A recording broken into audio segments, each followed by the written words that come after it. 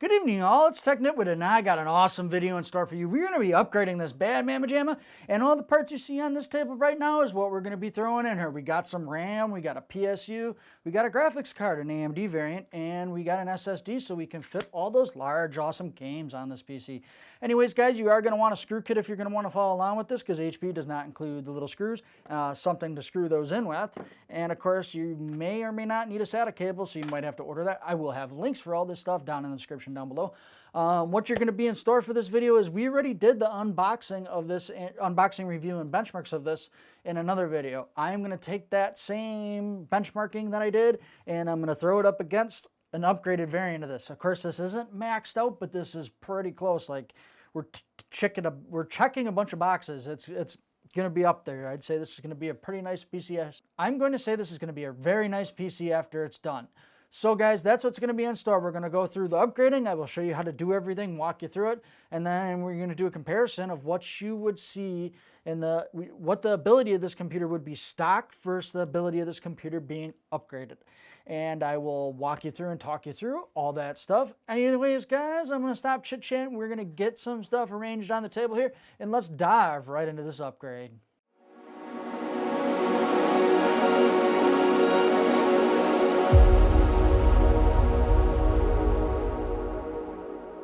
Alright guys, we're going to start this upgrade off by removing some panels. So the first thing we're going to do is grab our T15 Turk's head and remove this side panel. Get it out of the way. Set that off the side where it's out of your way. Then we're going to take this T15 Turk's head right here. And this is going to be a short guy, so set this one off to the side because we're going to have a couple more that we take out. And we're going to rotate her and then take this T15 Turk's head out. Set that guy in a different pile. Pull this black cage out. Set that off to the side. Of course, grab these three tabs right here. 1, 2, 3. You got to kind of, it's like a door, but you pop them out and it swings wide open. There's a 4-pin cable right here. Come and pop it out. And set this front panel off to the side. All right, then you're going to grab this T15 Turk's head in the front right here and remove him. This is going to allow that silver cage to be free. And that's another long guy. And our short guy's off to the side. And we're going to rotate. And we just got to start taking parts out. So normally these wires are attached to the bottom down here, but because I've been in here, they're not. All right, so our GPU, this is going to swing like a door. And then it's got a little, this one's confusing. You press down instead of up. Press down, wiggle and jiggle, and our GPU is out. And that is a 1650. And then of course we're going to start up from the top right here. I don't know if you guys can kind of see that. There's a 4-pin right there. This is the brown and black cable. Then we're going to grab this yellow and black cable. And it's actually just, they're like little metal clips in here. Pull those all forward. Keep our SATA power and our 6 GB SATA cable right there. And our 1, 2, 3, 4, 5, 6, 7-pin power control wire. Pop that out. Come down here and get all our other cables. And then we are going to come to the rear right here. Actually, you know what? While we're still here, I'm going to come and grab this RAM stick out of here. Let's get that out of our way. Let's make sure all these are open. So click both of these channel clasps down and up. Set your RAM off to the side. And then we're going to come to the rear, and we have 3 screws here. It might be in any, there's like 4 or 5 different orientations they can be here. Go ahead and pull these guys, and keep these guys in a little group by themselves because they're a separate length. These should be the longest screws that you have. That's going to allow our power supply to be free like sin itself. And there's a little, you can see that way down this yonder. You're going to push this. You're going to push this while pushing from the back right here, and it's going to allow it to come forward. So let me show you that again. So if you line it up, so you push this in, and it allows it to come forward. And our power supply is out. Set this power supply off to the side. You no longer need it. Let's grab our 500 watt, and we're just going to do the same thing. You're going to line it up and get it locked in there. And then let's put our 3 screws back for our power supply.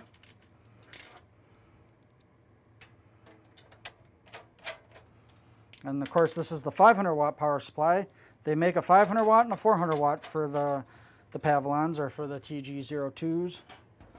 And then go ahead and we're gonna start wiring this guy. And you're gonna be like, technically with my 500 watt, they're all black. Well, the longest one goes all the way to the wee wander, so you can have two cables. If you pull them all the way out, as you can see here, you got one long and one short.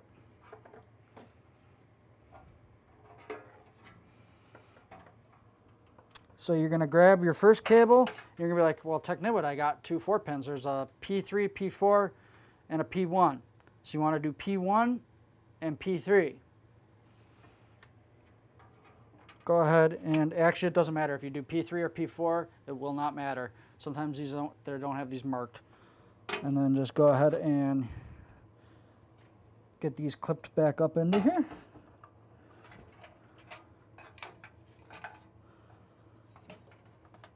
And the clips on these go towards the rear. And then go ahead and snug the cable back up on these clips to kind of keep it up and out of the way for airflow. You don't have to get the whole cable in there, just get some of it. And then as you can see, our control cable down here is a lot thicker. It's got almost all 7 pins. As you see this black guy right here. Go ahead and take your 7 pin and plug it in. And that's the power supply pretty much done. We got our two 8-pin connectors, which we are just gonna tuck down in the bottom here till our GPU is installed. And we're gonna move on to the RAM here, which is gonna be the next easiest. And we're gonna grab our two Trident Z sticks. So as you can see on here, there's a tall side and a short side. Tall side goes up. Go ahead and put your first DIMM in. And you gotta put a good amount of pressure. It almost feels like you're gonna break it. And you need both the top and the bottom clips to clip all the way in. And you don't wanna assist them, you wanna clip them in. Both of our RAM sticks are now installed. All right, guys, we are gonna move on to the SSD. No, we'll do our GPU first and then our SSD. So go ahead and grab your, GPU. And this guy isn't too long to really be an annoyance yet. It's the 3070s that are really super long. And you're gonna line them up with the PCI Express card. And also you're gonna line these guys up to go between the motherboard and the case. They don't go outside of the case. Line your 16X PCI Express slot up. I'll show you guys what I'm talking about. Line your PCI 16X slot up right there. And you're gonna wiggle and jiggle. It's gonna be kind of a tight fit. Fits like a glove. And then right here, it's kind of keyed. So you guys, if you can see that right in this back right here by the door, it's kind of keyed. You lift up, push forward, and it'll lock it in. And you can close your door. And we're gonna put our little T15 torque side back there right away to hold the GPU in. The reason I do that is so when you're plugging power in, it doesn't shift the graphics card in the PCIe slot. And that's a long screw, that's the wrong screw. I need the real short guy. And you might have to put a little bit of pressure on this. This graphics card is kind of a monster. All right, guys, now we're gonna grab our 8-pin power supply cable, our PCIe cable. You gotta combine the 6+2 cable right here. And that's gonna be these two guys. The clip's gonna go towards the sky, or it goes up. Push it in and make sure it seats all the way. And you wanna look up towards the top right here and make sure there's no gap. If the cable is gapped like that, I don't know if the zoom can see that. If the cable is gapped like that, that is wrong. You may start your computer on fire. Go ahead and tuck this cable out of the way and just stick this guy back up underneath here. Make sure this guy doesn't go up into the fan, otherwise you're gonna hear an awfully loud drrrr. That's what that is. You got a power cable or something in one of the fans. All right, so actually the hardest part of this install is gonna be doing the SSD. You're probably like, really, technically? Yeah, it actually is. It's the hardest part of this, because now we're gonna use the cage. Normally, there's two things you could do for an SSD upgrade path. You could either get an M.2, clone it, and then put it back in here and get like a 2 terabyte or a 4 terabyte. Or the easiest is just gonna be getting a second SSD and putting your, adding like a Steam games file to like D, and that's what I'm gonna do. So I'm gonna go ahead and grab the cage right here, and you can see there's 1, 2, 3 holes right here. But if we take this and face this down, we can line some of the holes up, if I can get them lined up. And I'm just gonna do the 2 holes kitty corner of each other, and this is an M3 number 4 screw. And it is a Phillips. And our SSD kind of flopped out of the way here. There we go. The nitwit's having a nitwit problem. There we go. I could put one up here, it really doesn't need it. You just need something to hold this in. And honestly, if you really wanted to, you could add some double-sided sticky tape and put a second SSD right on top of here. And the heat's not gonna cause you pain or anything like that. So go ahead and we're gonna reinstall this cage.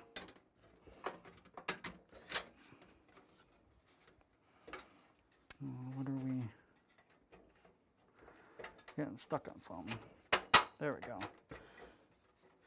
And let's grab our SATA cable.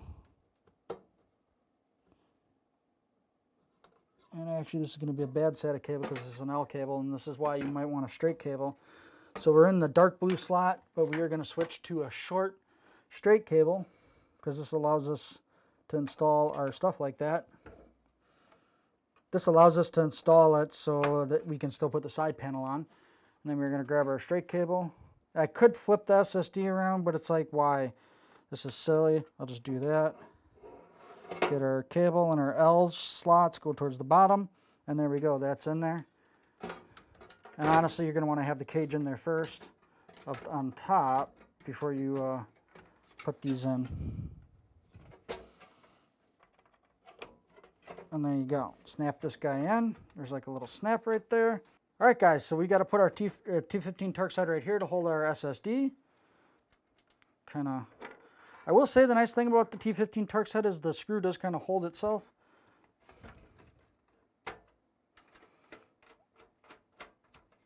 Get that guy snug.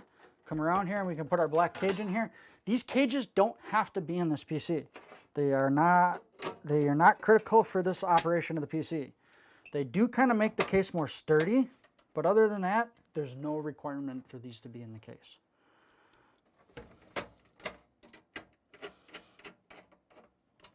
All right, so now we just have to replace our front panel and our side panel, and we're off to the races. I guess I will show it for you because some people don't know what they are doing.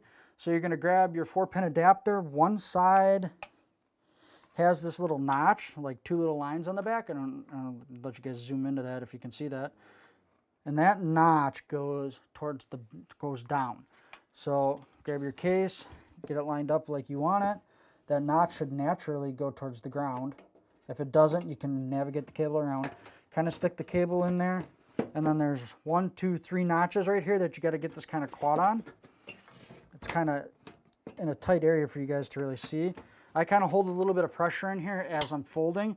And as long as you have these guys in the front lined up, if you don't, you might get a gap like that.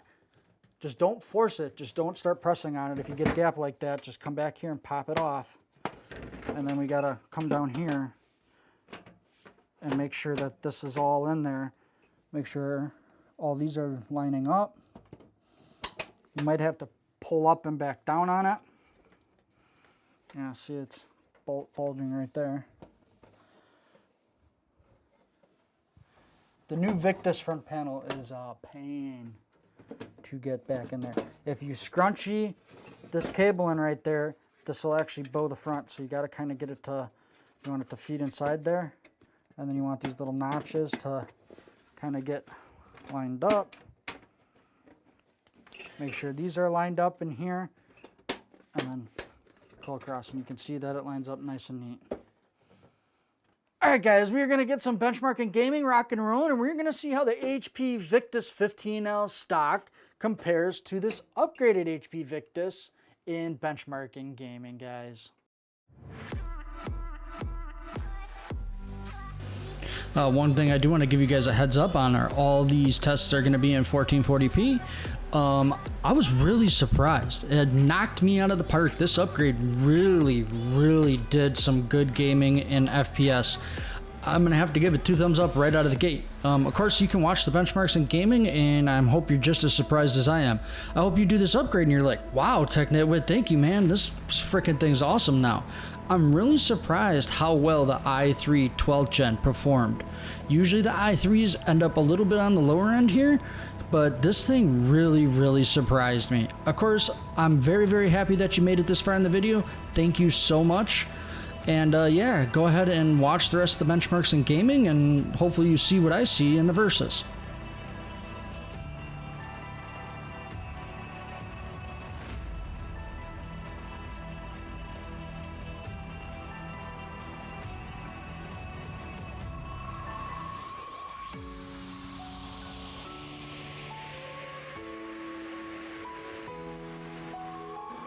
Hey guys, one thing I do want to mention is if there's any games or benchmarks you think I'm lacking on here, or you think that I would benefit the channel or doing in my review process, go ahead and throw them down in the comment section down below, and yeah, I will definitely review it and possibly add it to my benchmarking and gaming array of testing.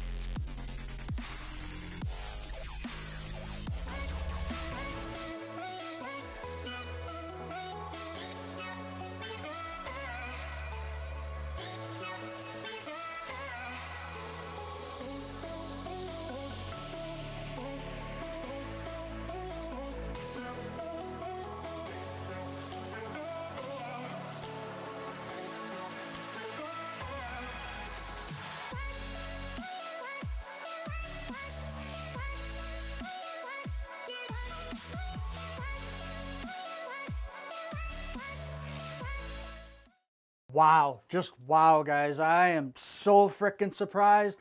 This thing really performed very well. I thought maybe it would bottleneck more with having an i3, but it surprised the living crap out of me. I mean, Nitwit was surprised. I was very surprised.